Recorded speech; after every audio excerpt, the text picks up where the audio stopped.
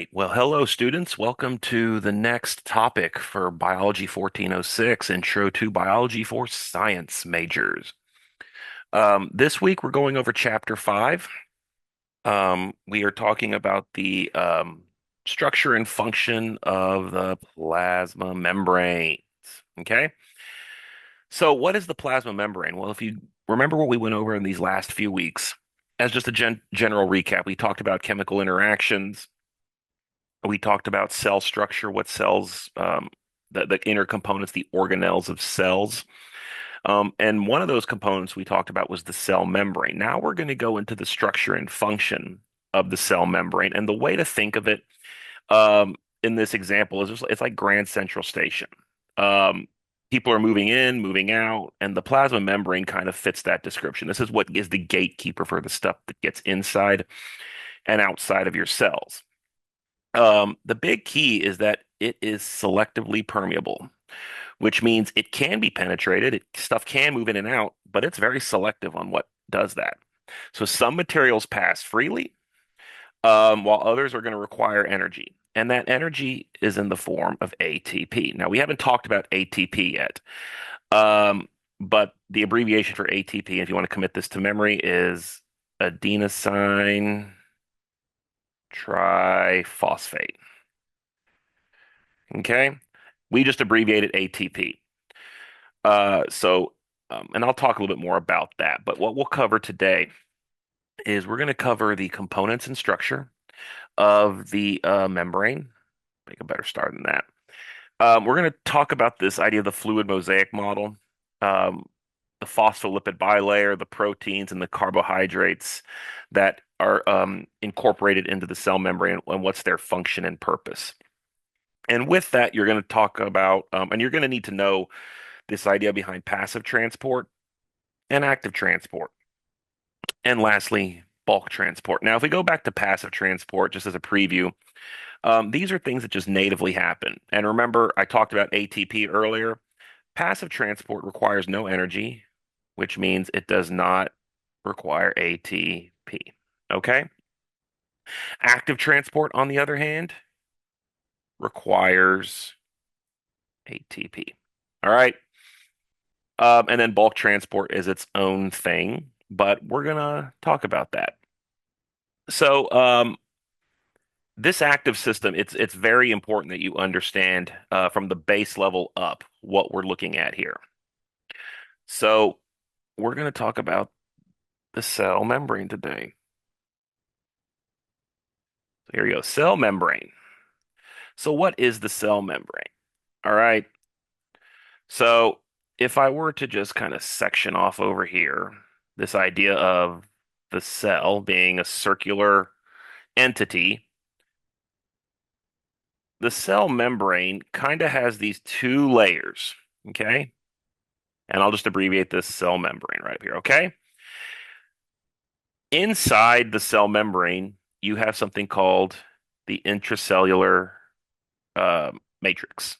And then outside, you have the extracellular matrix. So we'll just say cell membrane, okay? And you have the extracellular matrix and the intracellular matrix. You have part of the wall that faces the intracellular matrix and part of the wall that faces the extracellular matrix. Okay. So what we're looking at here is uh, we're looking at a an entity that has two walls sort of that are meshed together.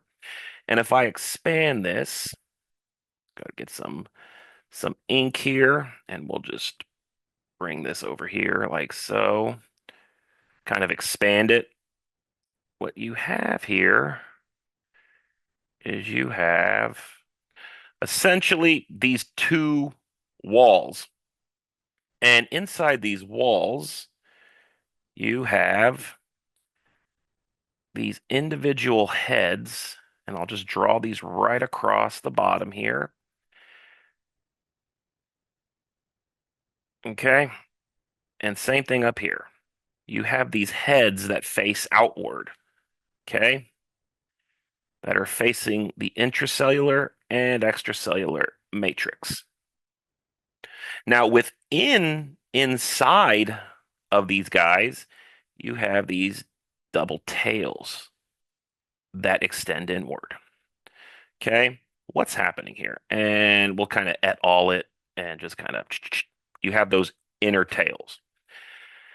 So what I'm looking at here is I'm looking at a wall, and again, this goes all the way around. I'll keep drawing. This goes all the way around that way. It goes all the way around this way. But what you're looking at is essentially this zoomed in version. We'll say it's right here. Okay, this is what we're looking at, and then you have the intracellular matrix, the extracellular matrix up here, and you're dealing with this cell membrane. Okay, so what am I looking at now? If we zoom in even further, let me get some. We'll just pretend, and we're going to come over here to zoom in. All right. What we're looking at here is we are looking at, and I'll use the same colors.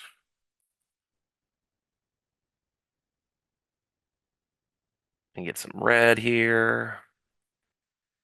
What you're looking at is something that kind of looks like this. All right. And we're going to explain this guy.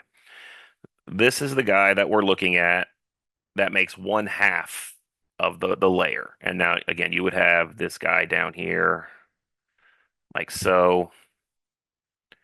So you kind of see all this going on. All right. So this is the phospholipid bilayer that you have going on right here. So this is the bilayer. Okay. This is just one component of the bilayer. Now, this wall has some interesting components to this. And the thing that we want to start off when talking about this is these guys over here, these guys right here, they are very fluid. Okay. They're able to move. They're able to take on a bunch of stress. They're able to adapt. They're able to flow. Okay. And so we talk about this idea called the fluid mosaic model. It's just basically when you're looking at so fluid, and we'll just put mosaic model. Okay. At what your texts talk about. And basically what the fluid mosaic model says, um, it's not just a boundary, it's not just this thing that kind of exists, but it's a flexible structure. It's got lipids. Remember, we talked about lipids and macromolecules, and it's got proteins, and it's got carbs, um, all operating in conjunction to protect your cells. Okay. And these things are movable. They can flow, they can adjust. Again, it's the permeability that's right there. So there's this aspect of permeability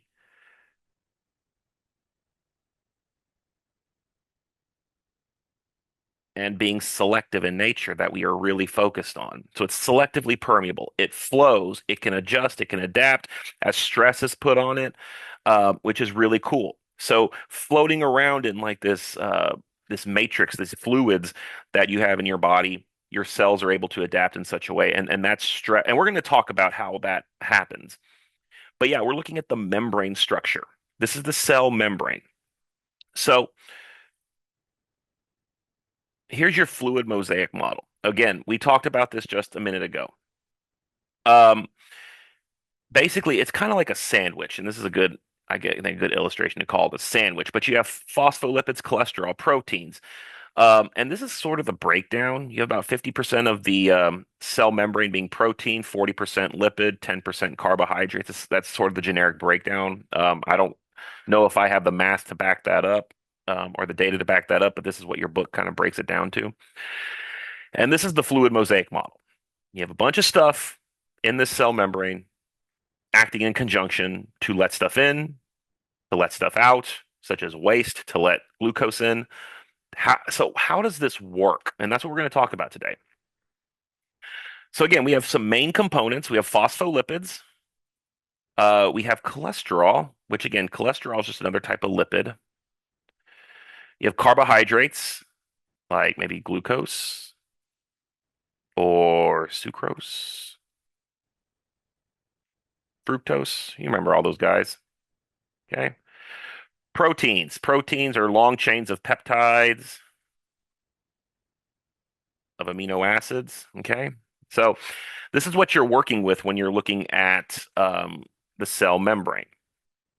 So going back, and here is our first slide that kind of talked about this cell membrane. So I'm going to take this guy, and we're going to take this guy. I don't know if you saw my star there, so this guy right here. We're going to take him, and we're going to go up here. So we're going to talk about this thing called the phospholipid bilayer. Okay. Phospholipid bilayer. Okay.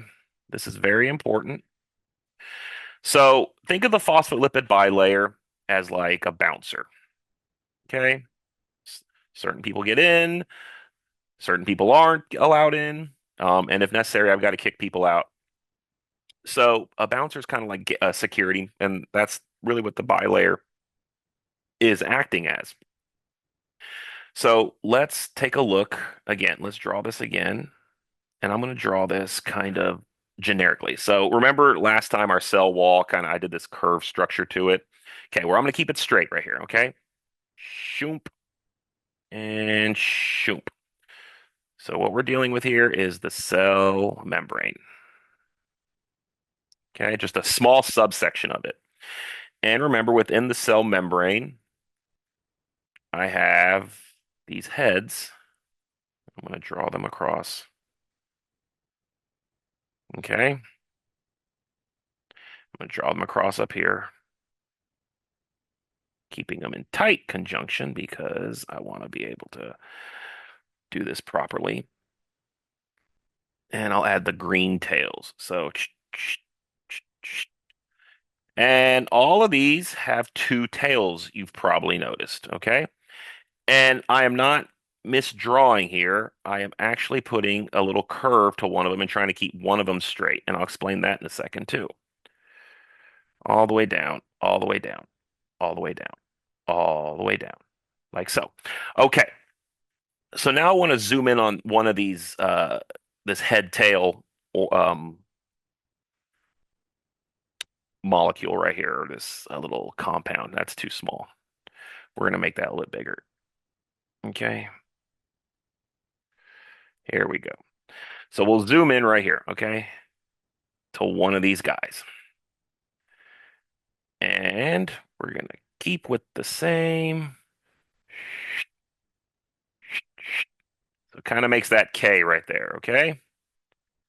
All right. So when we're looking at the cell membrane, we're looking at these guys, the phospholipid bilayer, two layers, bilayer, okay? Bilayer, okay? Which means two. Again, you have two layers. I hope you can see that. Comprised of this in this bilayer is this phospholipid backbone. This is a phospholipid right here, what you're talking about, okay? Why is it a phospholipid? And I'm going to put this in two word there, phospholipid. Because up here at the very top, um, at the very top of the phospholipid molecule here, uh, you have this head that I'm going to label it as a phosphate group. Okay? Which if you're just doing like a PO4, it's either minus or 2 minus, I can never remember, but phosphate group right up here. Okay? This is your phosphate group, your phosphate head. And then down beneath here, with these two things sticking out, are your fatty acid tails. Come on. There we go. Fatty acid tails right here. So right there and right there. Those are your fatty acid tails. You have a phosphate head, fatty acid tails. So starting with the top here, what makes this interesting is this phosphate head is very hydrophilic. What does hydrophilic mean? It means it's a water lover. Okay? It means that it will orient itself towards water, whereas these fatty acid tails, again, fatty acids, the prefix of that, the first word fatty, this is where you get your lipids from. Lipids are hydrophobic. Okay? which means they will point away from water, which is what you see happening here. So imagine this extracellular matrix up here has this water base to it, and the intracellular matrix or the cytosol has a little bit of a water, an aqueous environment to it. Well, what ends up happening is these heads will orient themselves towards the water, and the tails try to shield themselves from the water. So your lipid bilayer just kind of natively orients itself in this in this orientation. So you have this component that is hydrophilic, and you have this component that is hydrophobic. Well, if you ever have something that is hydrophilic and hydrophobic, we have a term for that, and that is amphiphilic.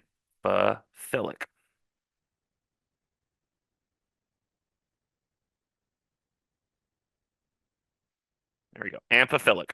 And think of ampha like a frog, amphibian. Okay. It just means dual loving. Frog is an amphibian. It lives in the water, it lives on land for part of its life. So that's where that amphiphilic, that ampha prefix come from. Philic or philo means like a brotherly love, so it loves both.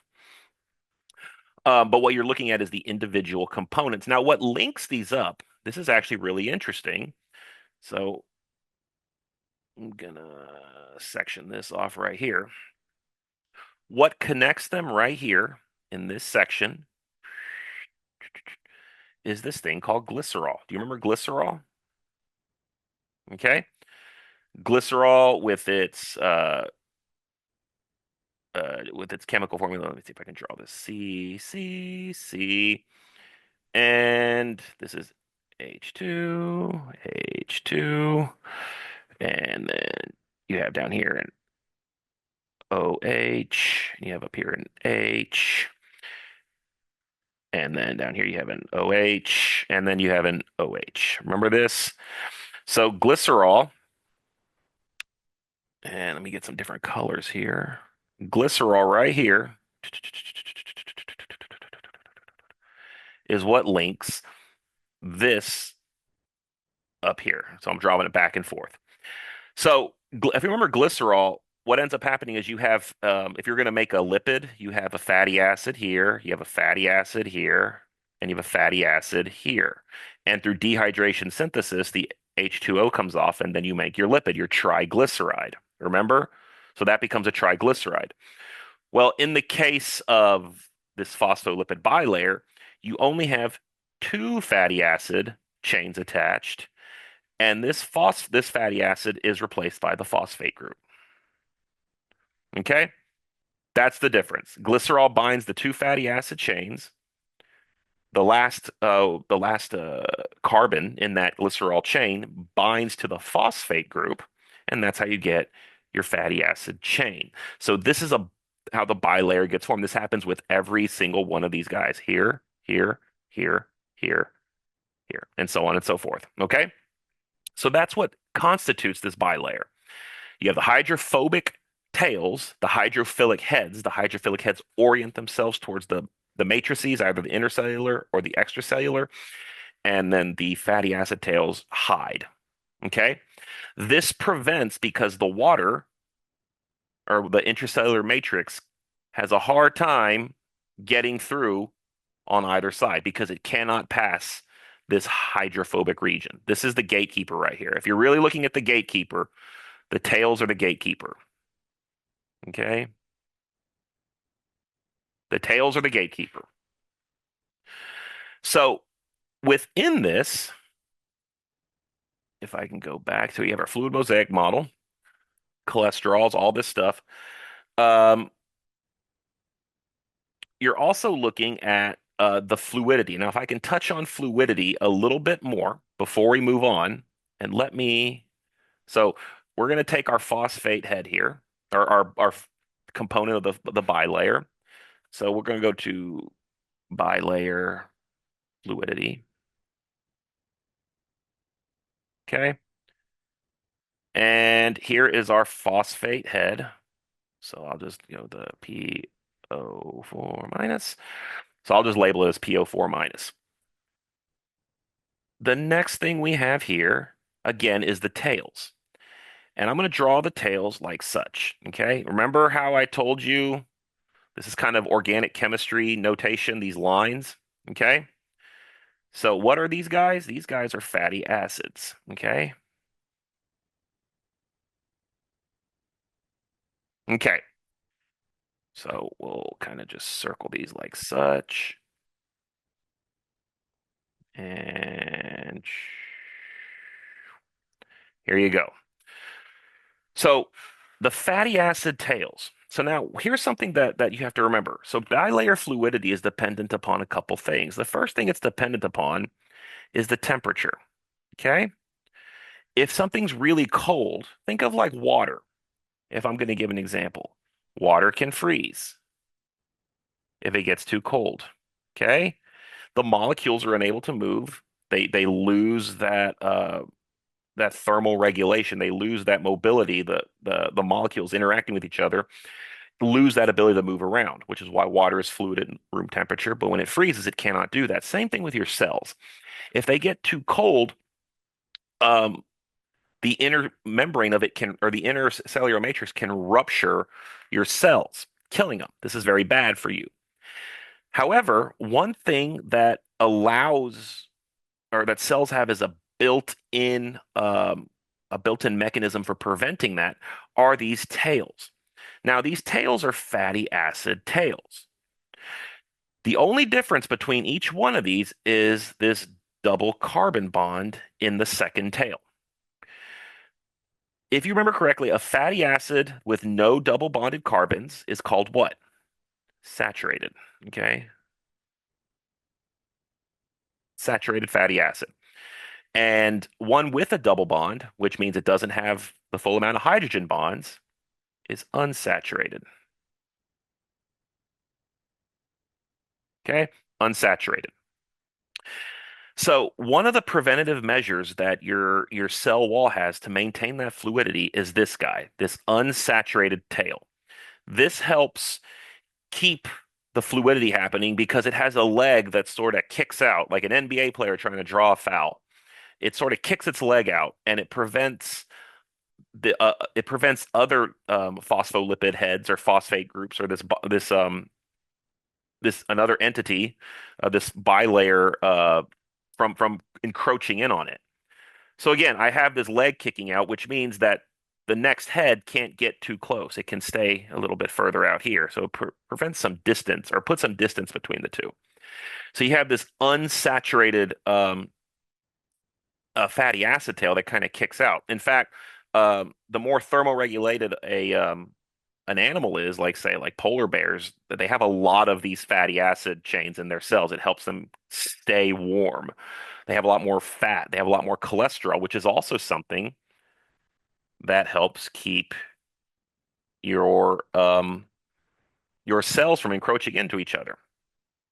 Because if I'm looking at the bilayer fluidity, okay, remember you have some delta distance here, some delta X distance between the two, which is this saturated fatty acid or unsaturated fatty acid tail is helping to maintain.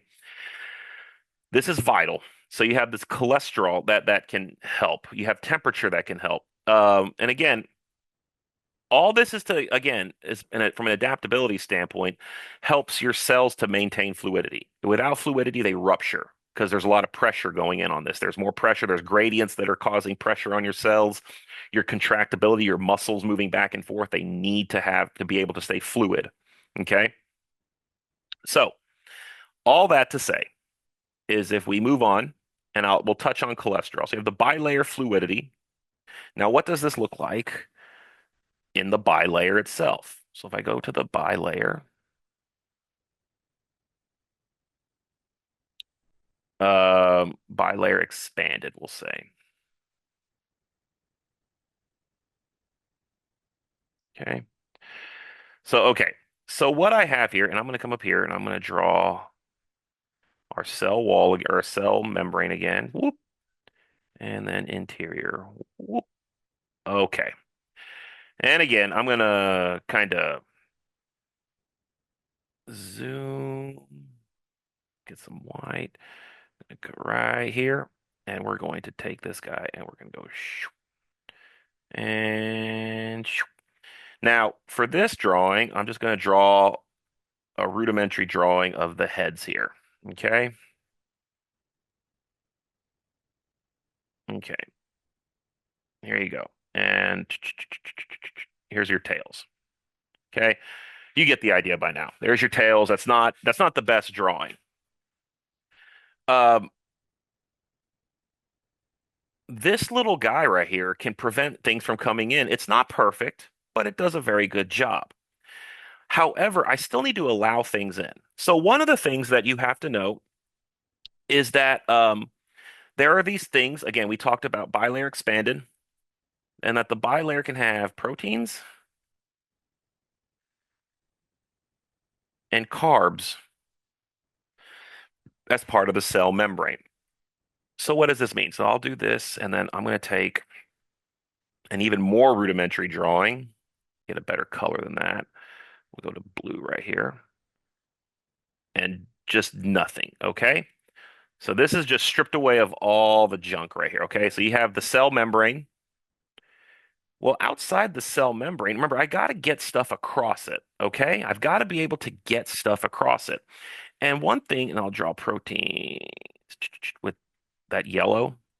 One thing you can do is you can have these little protein channels that can traverse the bilayer. So remember, you have your extracellular matrix out here, intracellular matrix in here. I can have proteins that traverse the cell matrix. We call these integral proteins because they integrate across the protein, across the membrane. Integral proteins. Okay.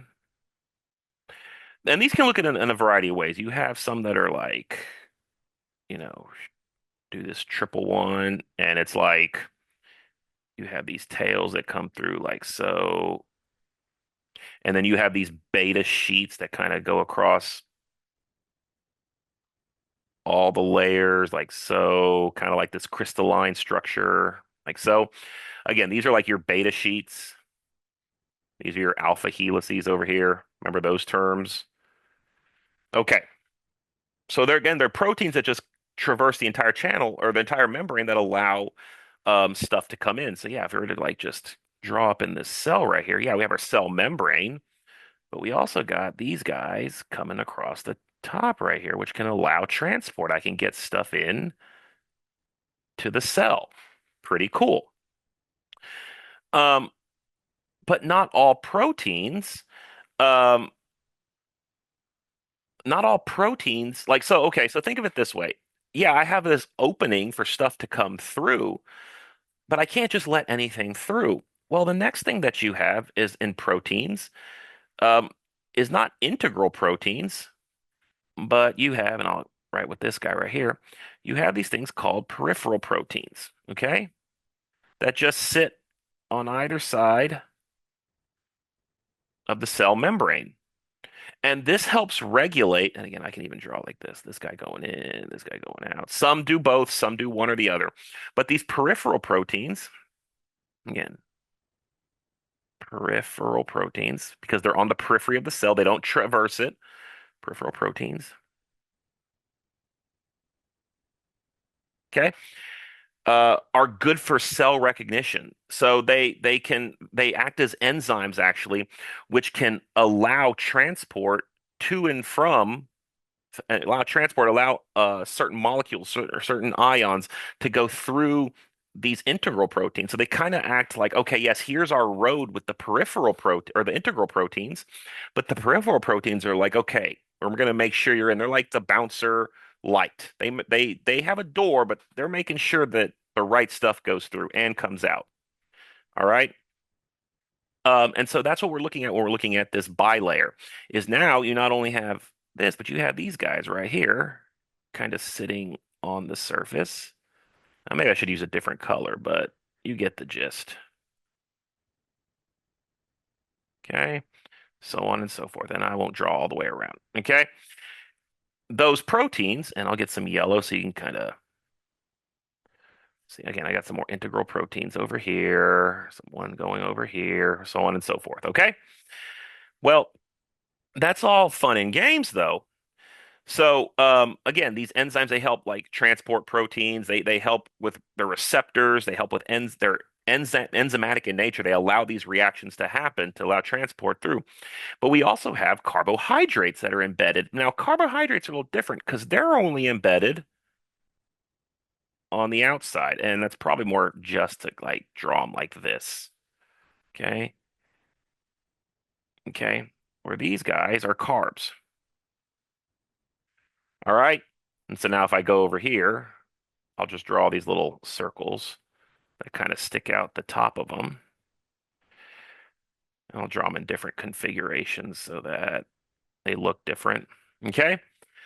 So now what you have here with carbohydrates, they just sit on the outside of the membrane and they can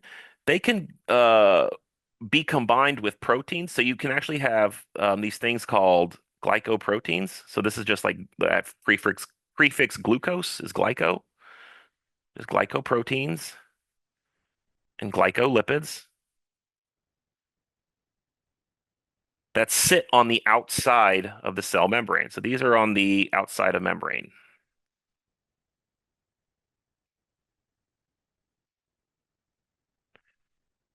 Okay. This whole entity where the glycoproteins that sit on the external, so you have the cell membrane, this entity of glycoproteins and glycolipids is called the glycocalyx. Okay. And what does the glycocalyx do? They provide cell recognition, they provide communication, adhesion. So if something needs to, if it needs to stick to something, it needs to recognize it. If a cell, like a white blood cell, or is recognizing a foreign invader, this is how your cells are able to do. This is why carbs are important. Your body has to replenish these. So carbs aren't bad. Proteins aren't bad. They're actually really great. They're necessary. But again, this isn't a nutrition course. This is a intro to bio course. But I digress. The point of this is that the glycocalyx right over here is used for cell communication and recognition. So we'll just say recognition, eh, recognition and communication. Okay. So recognition and communication between other cells. They're like the ID tags. If you want to think of it like an RFID, like a radio frequency ID tag that you put on, or like whenever you drop a package off at UPS, they put that sticker on it to identify what it is, where it's going. This is what that is. So think of this cell as this machine that's constantly operating. So we talked about the membrane fluidity, um, how the fatty acids, how the cholesterol, all that stuff matters. We've talked about the bilayer, how things are able to kind of transport stuff through it. So we understand the structure. This is just the generic structure. The question we need to ask ourselves is, how does transport work?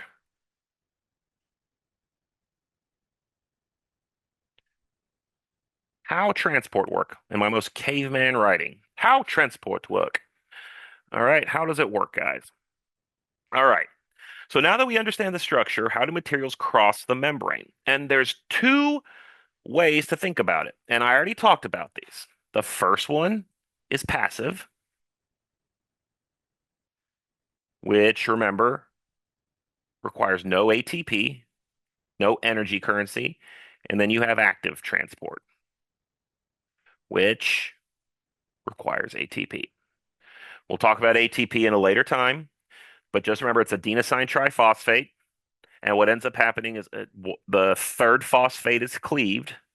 Well, I won't do it there, but on ATP, the third phosphate is cleaved. It becomes ADP, adenosine diphosphate. Okay. That cleaving, that phosphate dropping off, provides you some energy. So, and that energy is what drives these chemical reactions. Okay. Um, so yeah, so we're looking at passive transport versus active transport. Well, the first one we're going to talk about, just create a line here, is we're going to talk about passive transport.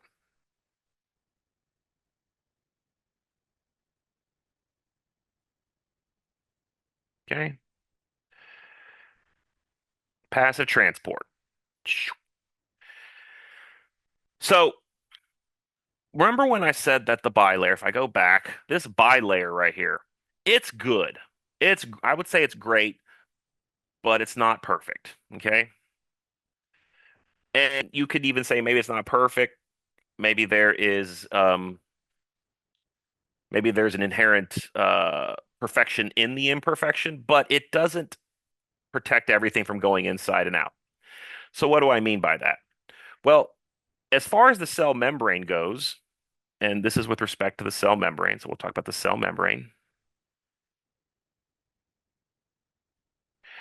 The cell membrane is very good. Um, so it blocks large and polar molecules. So if it's big or polar, in other words, like it has a charge to it, it cannot get past this lipid or the lipid portion, the fatty acid portion of the bilayer. These are the real gatekeepers. If I go back, these guys are the real gatekeepers right here, okay? So polar molecules cannot interact with non-polar fatty acid chains or fatty acid tails. So if it's too big, again, there's space in between these phosphate heads, but if it's too big, it can't get in. And if it's too polar, it can't get in. So it's too big, it can't get past the phosphate heads. If it's too polar, it can't get past the fatty acid tails. It has to do both. So what does that mean? The cell membrane blocks large polar molecules. Um, an example of that would be H2O and glucose. So glucose and water do not natively get through the cell membrane, but it can allow small and nonpolar. What is an example of this? Well, the first big one is oxygen, and the second one, CO2. Okay. So this collective example, this O2 CO2 is just your cell respiration. Okay. So what does this mean? So if I draw another generic cell membrane right here, okay. So we'll go extracellular matrix, intracellular matrix. When we breathe in oxygen, we breathe in O2. Natively, the transport that happens is from the extracellular matrix, is that O2 can just kind of natively go across and then out. Once we do the respiration, the byproduct is CO2. So this just natively happens. There's no energy that has to be spent. And if I could draw better, if I could write better, that would be lovely. Okay, that's O2 and CO2. There you go. Well, your O2 and CO2 can kind of go in and out of the cell membrane kind of easily. So small non-polar molecules, they move directly through the membrane. Um, there are some things that require a little help. So one thing to think about here is you have to think about this as a gradient, okay? You have to think about this as cells moving across a gradient. Let me see if I can get my slide that shows this happening. So if you can look at this guy right here, and I bring you over here because it's just easier to draw it. Here's your lipid bilayer, your plasma membrane. And over time, would be time is going in this direction right here. Over time, you have an abundance of concentration. We'll just say that this is oxygen, since this is the extracellular matrix. You've breathed in oxygen. Now, this is an excellent example of a gradient in the sense that if I have, let's just say, let's just call and we have this layer right here, okay? And I'll get my blue here so I can walk you through it. Let's just say I have a cup. And in this cup, on one side, I have some water, H2O. And then over on this side, I have much less water, H2O. Or we'll even say none, okay? In fact, Yeah, we'll just say for the time being that it's none because I think it just makes the demonstration that much easier. Okay, there's none. So in this particular case, what I'm seeing is I have a high concentration of H2O on this side and a low concentration of H2O on this side. They're not even. But if I created a channel here, something where the water could flow through, where it's permeable, well, the water's going to flow through here and water's going to go up in channel B. I'll put channel B here. And in channel A, it's going to go down to the point where eventually, right here, it's going to, and I'll get my layer right here. I think you see where I'm going with this, that there's an equilibrium that comes here. So here's A and B. And when it reaches equilibrium, that's where it wants to be. So these items, these molecules want to move from a higher concentration to a lower concentration. When I breathe in oxygen, there's an abundance of it in the outside of the cells, and the cell membrane just natively allows it to pass through. It just natively does that. Whereas CO2, if I reverse it, like let's just say if I were to flip this, and I had to put CO2, this would be like the reverse if this was the intracellular matrix. It would be going in this direction. It accumulates inside the cell, and because there's less of it in the outside, it naturally wants to go across. That's just naturally happening. It requires no energy. It's kind of using physics to his advantage, the cell's advantage. Okay? However, not everything can pass through the intracellular matrix. And not everything can pass through from the intracellular matrix to the extracellular matrix and vice versa. So we had passive transport that just naturally happens. So now we actually have not active transport. We're still in passive transport. I should probably do that because erase a link on slide. Here we go. And we're on act or passive transport continued, I should say.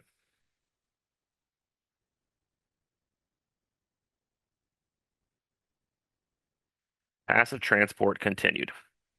So what this means for passive transport now is, what about how do I get the large or polar molecules through? How do I get those through? Large or polar, what am I going to do? Well, this is whenever you can still move something downhill. And the example we're going to use here of something that's larger and polar is H2O, colloquially named water, okay? Dihydrogen oxide. So how does water get across the membrane when it needs to get across? How does something like glucose maybe? That's another one. Glucose is a little different, but water is the one we're going to talk about here. Well, some of these, and here's my cell membrane one more time. I'm going to hammer this in. Here's the cell membrane, like so. And again, I'm not going to draw the heads or the phospholipid bilayer, but there's your cell membrane.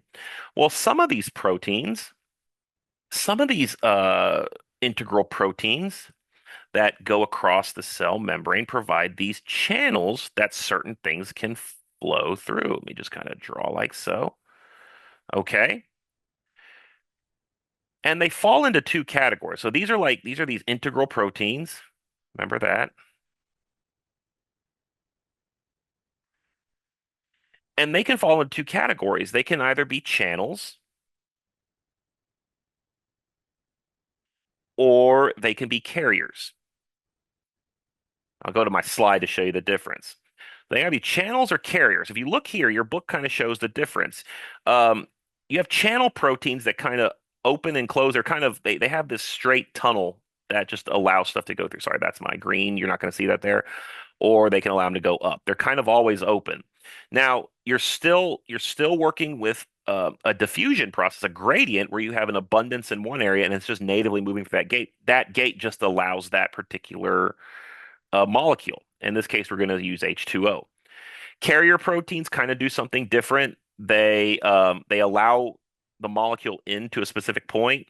There's a conformational change because of the protein or the interaction of with the protein and the molecule. There's a conformational change that allows it to open and come through. Both operate in the same way, is that you have high concentration to low concentration, it's still a passive transport. But because it's so big, because it's so polar, one of the two, let me go to, because it's so big and so polar, it can't go through natively the cell membrane. It needs these integral proteins, which can either be a channel or a carrier. Now with water, we talk about a specific one. It's a channel called aquaporin. And that is one that your book does talk about. Aquaporin is the channel that allows water to go through the cell membrane. Um, Another one will be glucose. Now, there is um, there is a there are certain channels. Like if you have so if I can relate this medically, there are certain channels that let certain ions through, that let certain charged molecules through. And one of these, if one of these were to break, there's one that allows the chloride ion through. Okay? So chloride is in the cell and natively it can just go out by that concentration gradient. Um, but if this is not functioning properly and chlorine is trapped or the chloride ion is trapped, um, what ends up happening is chloride moves out. It normally takes a little bit of water with it. If this does not happen, water gets trapped and you develop something called cystic fibrosis, CF. So if this protein isn't working in a cell membrane and chloride cannot escape the cell, water builds up in the cell, you have cystic fibrosis. You have people with thick mucus.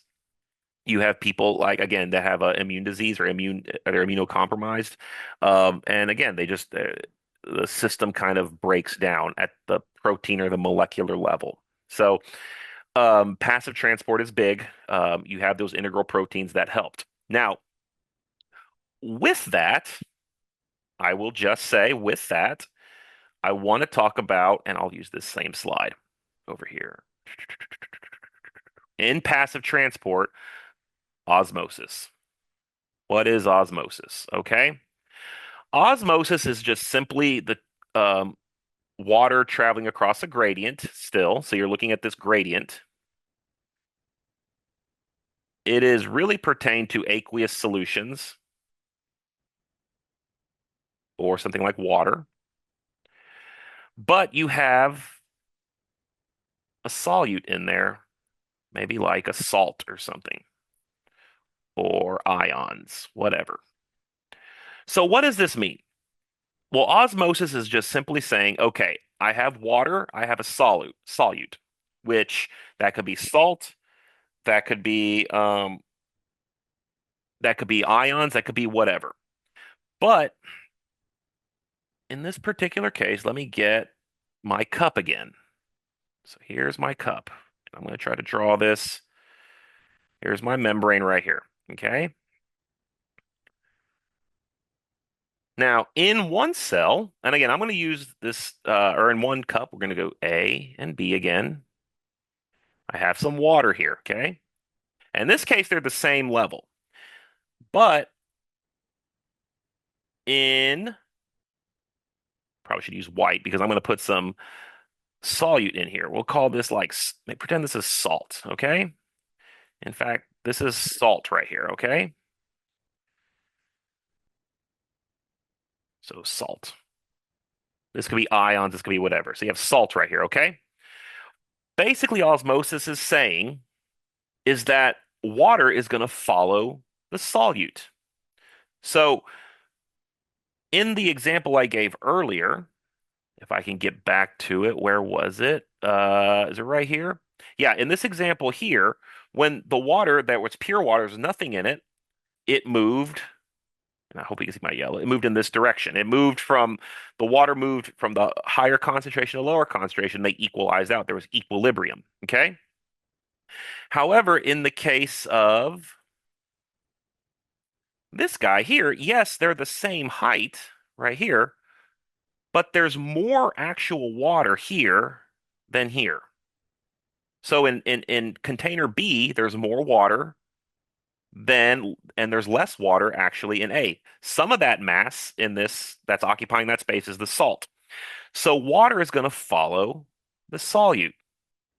So what does that mean? It means if I were to put a channel in here, use red for the channel, and just open it up, something that just the water could pass through, not the salt, that the water will flow this way. And in fact, this level will rise, this level will go down until equilibrium is reached, until there is a similar concentration of water at each side. That's osmosis, is that water follows the solute. So to summarize passive transport, and I'll summarize that right here, um, is that you're talking about a gradient and you move down the gradient. Um, there's no ATP. And then three, um, you have this facilitated transport that can use proteins to get stuff across, but it still follows the gradient. Okay. So the next one we talk about is if we're done with active transport or we're talking passive transport, is we need to talk about. Oh, before I move on there, that when we talk about osmosis, this is actually something that's really interesting. There's three states that your cells exist in, and this is actually medical. So if you're doing your medicine and you're going to be a nurse, this is actually very important. So go back to uh I don't yeah. So let's go back to this slide because I think this slide sums it up pretty nicely. Um Basically water moves across a membrane. It moves from higher concentration to lower concentration. Okay? We talked about aquaporins facilitating that. Okay? So your cells need to maintain equilibrium. So your cells need equilibrium. They need this EQ. Okay? That is vitally important. If there's too much, if there's too much fluid on the outside of the cell, so let me get these. There's too much,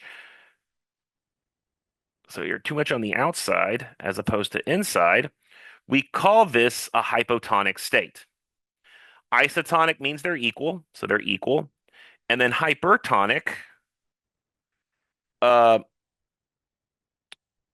hypertonic just basically means that there's more fluid with relation to a solvent, so like a salt being in there, there's more fluid. So naturally, that's a hypertonic state. In these cells right here, where there's more inside than outside, water leaves the cell. Okay? Water leaves the cell. In a hypotonic state, water enters the cell. So you need a delicate balance between the cells or between the outside and the inside concentration of the cell. This is why when you go to a hospital and they give you an IV, you get something called a lactated ringer. Okay, a lactated ringer just basically means it has 0.9% saline. Because if I just start dripping water, H2O, into your cells or into your body, what's going to happen is you're going to have a state that is hypotonic.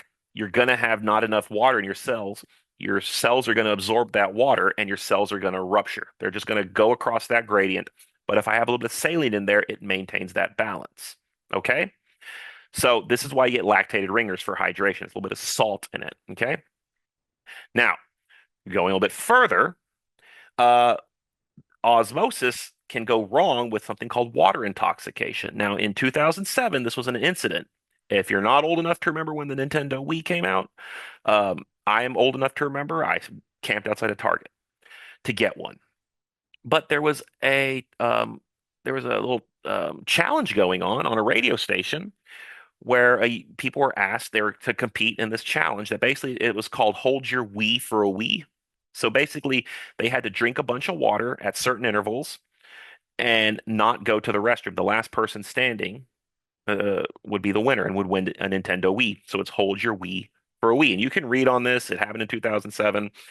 But basically, what ended up happening is the young lady who won ended up consuming so much water that she created this hypotonic environment in her cells. All the water flooded in and it ruptured brain cells. So the water flooded in because this osmolarity between the two environments, the extracellular matrix and the intracellular matrix, the water rushed in, ruptured her brain cells, ended up killing her. It's called water intoxication. So you can drink too much water, but don't hold your urine. So that's when osmosis goes belly up. Okay. So moving right along. So there's osmosis. And the last thing we talk about, or the next couple things we talk about in conjunction, is active transport. And what did active transport entail? Okay. Active transport requires not H2O, ATP. ATP, remember, it goes ADP plus some energy. Okay. So active transport uses ATP to move stuff across a gradient in its to move stuff against the gradient. So certain things need to move against the gradient. Okay. This is where active transport comes in.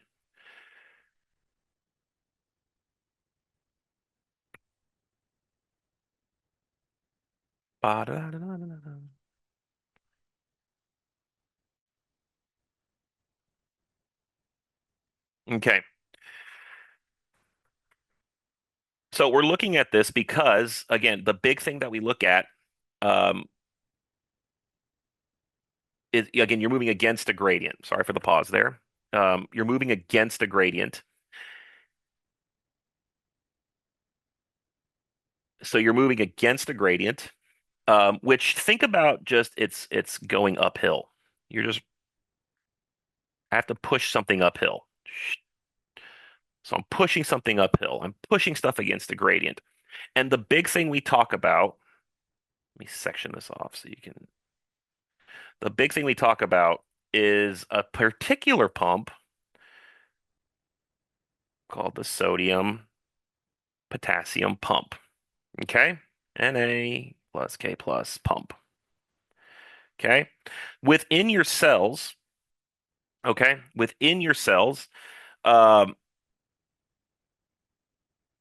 what you end up having is you have cells where you have sodium and potassium, and they move across the cell membrane. So we're going to draw our cell membrane.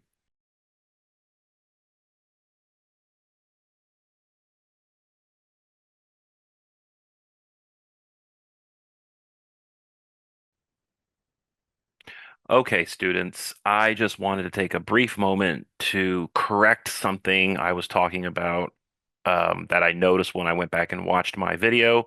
I didn't explain it well enough. So I'm cutting to this video to explain the sodium potassium pump just a little bit better.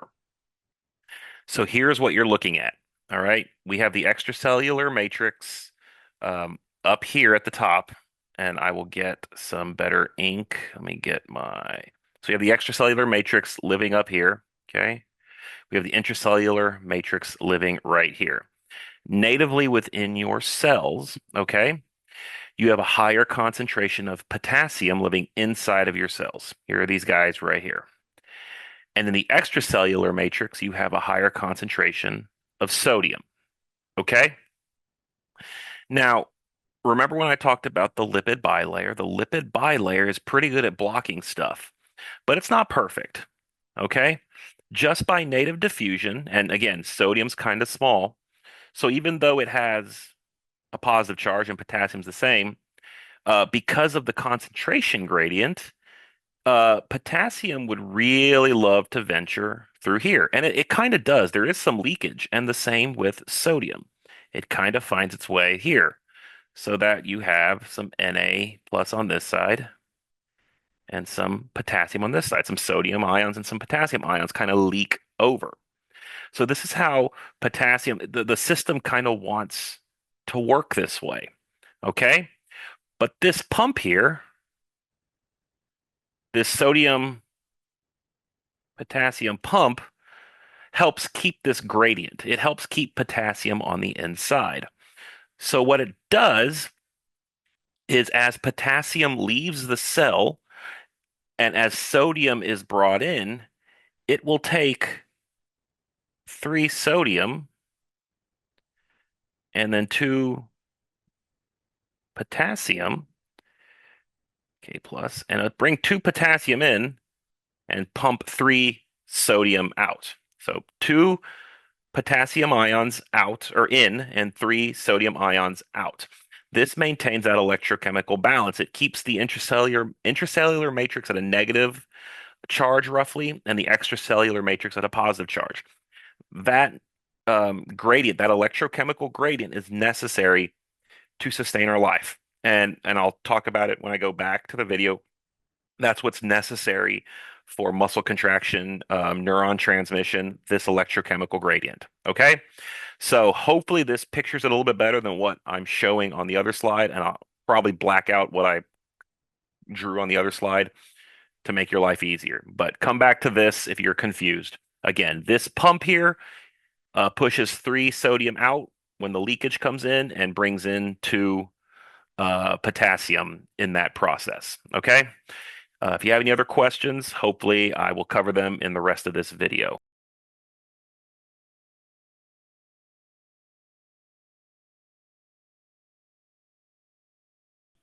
So the pump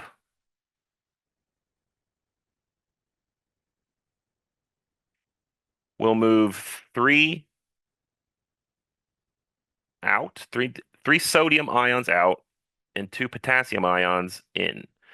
That's how that's happening, but it's moving it against their gradient. All this causes ATP. So for every one ATP that is spent, it moves um, sodium out of the cell and brings potassium into the cell. Um, what ends up happening now is like why this is critical is because this creates something called, and I'll get another pin here. This creates what we call as the electrochemical gradient.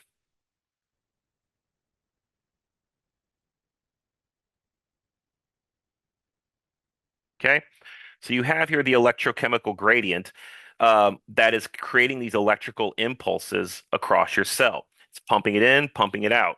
Okay, this allows for your nerve signals.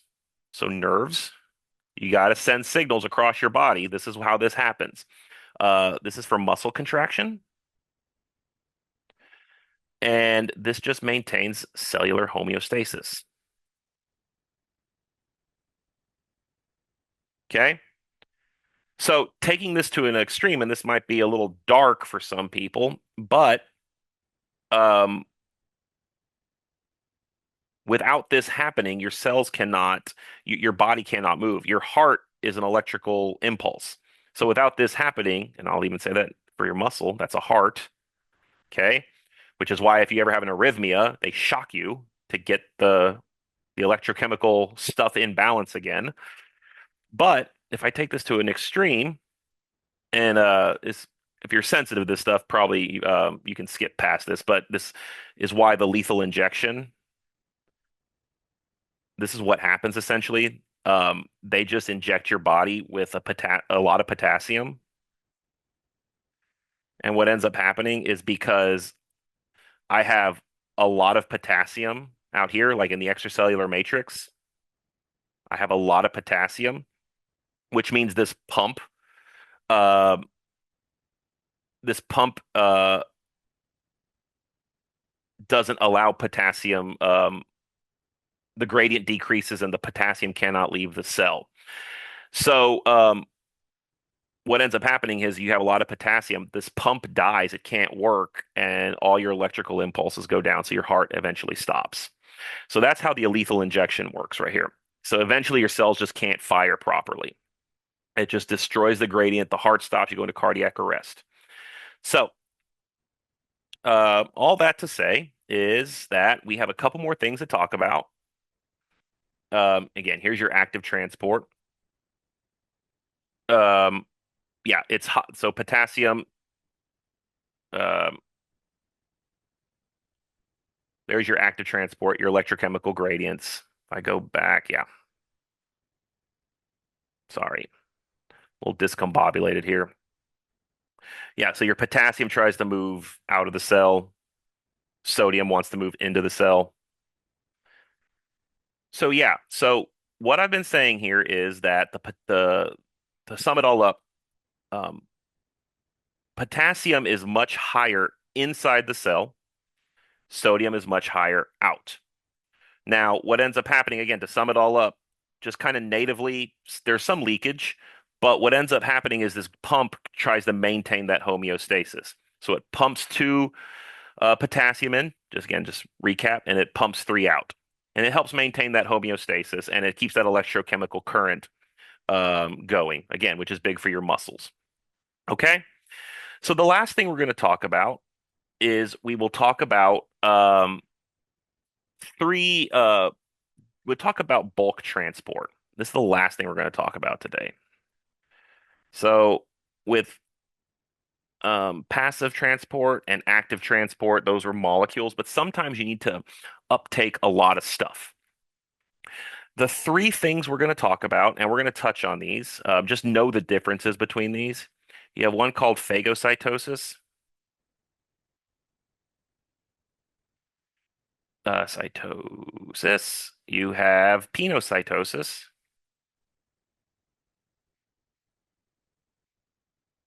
penocytosis, and exocytosis.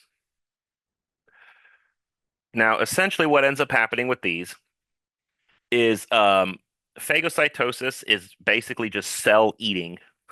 It's engulfing another cell. And basically this and one the big area you look at here is your white blood cells. They engulf bacteria. They use those receptors on the end of their on their glycocalyx to determine bad stuff, if something's bad or foreign, and they engulf the bacteria. That's phagocytosis, and I think I have a good image of it right here. Yeah. So this is endocytosis, your phagocytosis happening. These are just from your book. This is cell eating. The membrane just engulfs these large particles. This term right here, where it kind of goes around right here, it's an invagination. Okay, an invagination happens. It engulfs the thing and it brings it in. And if it's, to be destroyed, it sends it to the lysosome. Okay. If it's something like fluid it needs, it may send it to the vacuole or the peroxisome. Just depends on what it needs. And those receptors on the end of it tell it where to go on the end of that, like that little vesicle. Okay. Um, so I talked about cell eating. Penocytosis is cell drinking. Um, and penocytosis, again, this is an example where it would send it to like a vacuole. Okay, so the water gets brought into the cell this way, as from extracellular fluid. And then the last thing that I touch on is exocytosis. Exocytosis is just basically um, the getting out of the cell. So if something comes in, it needs to go out. It does it the same way. It just merges with the cell membrane. It has this similar membrane that merges with the interior side of the cell membrane. The invagination process happens in reverse, and then the contents are sent out. Okay? This is like if you have secretions like a hormone or insulin, stuff like that, that tell your body to absorb blood sugar or blood to get out of your blood sugar. So, um, one other thing that you want to know about, and just to know about it, are receptor mediated endocytosis. This is kind of how, again, when we're looking at bacteria or viruses, so to speak, viruses, again, your cells are good at letting things in, but not letting other things in. Well, in the case of viruses, they've allowed a way to hijack our glycocalyx, or these, in the case of HIV, the CD4 receptors match perfectly with the capsid of these viruses, and that the cell membrane says, "Okay, you're good. You can go in." This is how viruses work. They use those endocytosis mediated receptors, or those receptor mediated endocytosis, to be allowed into the cell. So that's how viruses work, kind of as a real world connection. So all that to say, wrapping it up, um, that's bulk transport. Penocytosis, again, drinking. I'm getting fluid into the cell. Exocytosis is waste, secretions, hormones. because again, they're all made in the cell and they got to get out somehow. Um, but yeah, know that. Again, know the difference between your active transport, your passive transport, why the sodium potassium pump is so huge. I should be able to ask you about that, and you should be able to tell me everything about that. Again, passive transport. Why does passive transport work? Why does active transport needed? Again, you should be able to explain that and explain your cell membrane. The bilayer. Why is this important? How is it made? What role does glycerol play in this? So again, I should be able to tell you ask all this stuff. You should be able to explain it to me. That being said, that's it. As I always say, stay curious. And this is me signing off. All right, guys. Talk to you soon.